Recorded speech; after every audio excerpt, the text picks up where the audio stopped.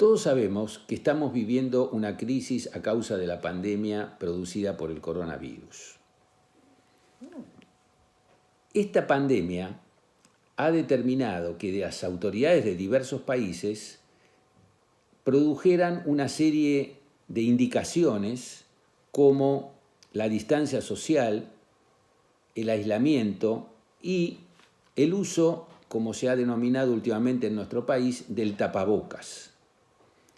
Me detengo en este significante tapabocas, un significante que es antinómico con los principios teóricos y clínicos del psicoanálisis, en la medida en que el psicoanálisis empieza de distintas maneras, pero una de ellas es la necesidad de liberar la palabra, ya que el síntoma es no solamente una palabra amordazada, una palabra que al no decirse se dice por otra vía, de otras maneras, a través del síntoma de su sufrimiento, del padecimiento.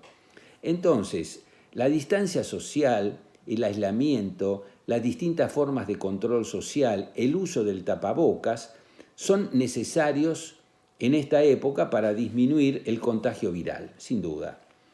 Pero esos términos también definen aspectos fundamentales del discurso capitalista, ese discurso que domina en la actualidad a escala planetaria.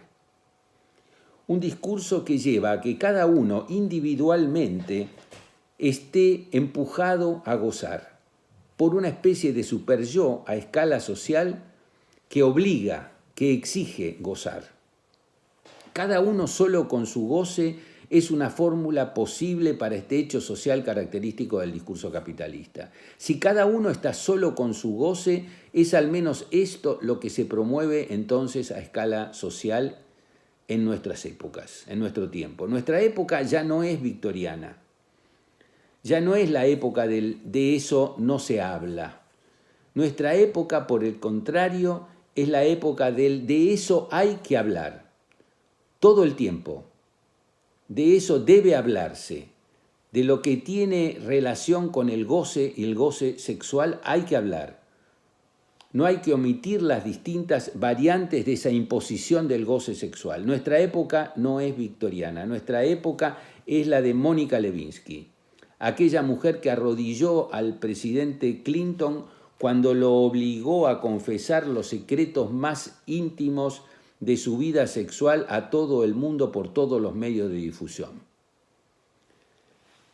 La consecuencia inevitable de este predominio del goce, de esta degradación de la palabra, es que nuestra época, entonces, es una época también que excluye las cosas del amor, tan importante para los lazos sociales. Esto me lleva a concluir con una pregunta que me parece fundamental.